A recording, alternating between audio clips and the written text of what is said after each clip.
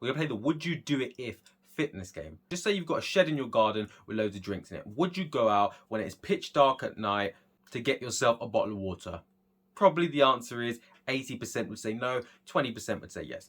Now imagine in that shed, if it was full of fizzy drinks, full of sugary drinks, would you go out at night? It would be 80-20, but it would be the opposite. It would be 80% would go out and 20% wouldn't. And next, would you do it if? Would you make a calorie counted meal if you were hungry? 80-20 again, no to yes. Would you go on Just Eat if you feel hungry? 80-20 again, but this time, yes to no.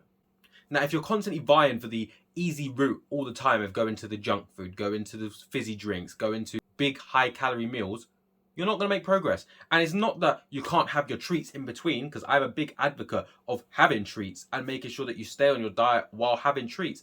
But people don't do that. People go one way or the other.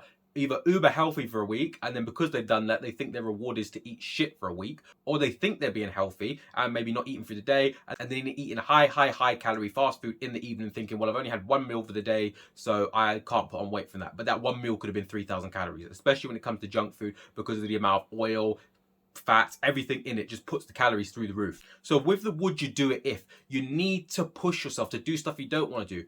To make the healthy food, yes, it takes longer. It is not as easy as just eat, order, wait for delivery, put Netflix on, sit back and chill until you hear ding dong, and then you go get your food.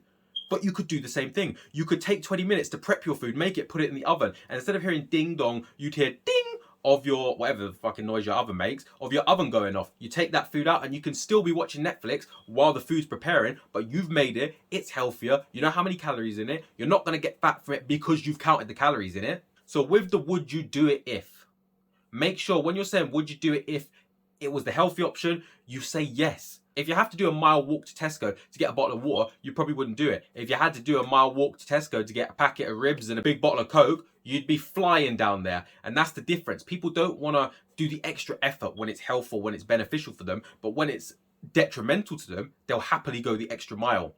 I'm the same with videos sometimes. Sometimes I have these amazing ideas that come to my head for a video and I can't be asked to write it down, or my book might be upstairs and I think, you know what, I can't be asked to get the book. But that's the thing. If it was something that was beneficial for me, if it was like a packet of crisps upstairs, then I'll go up the stairs happily.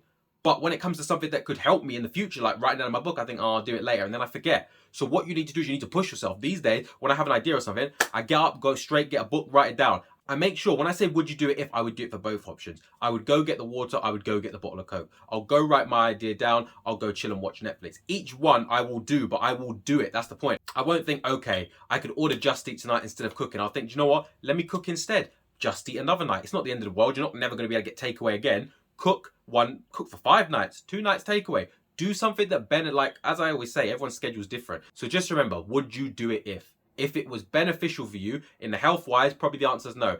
Perfect example, smoking. If I told you to go outside in the cold to go get something healthy, you'd say no. If you're a smoker and it's freezing outside, no matter what the weather is, you'll go outside to smoke because you want to. But because, and it's almost like anything that's not good for us, we will happily do. And anything that is good for us, we're like, maybe not. So from now on, do everything. Do the things that are good for you and not good for you, but moderation for both.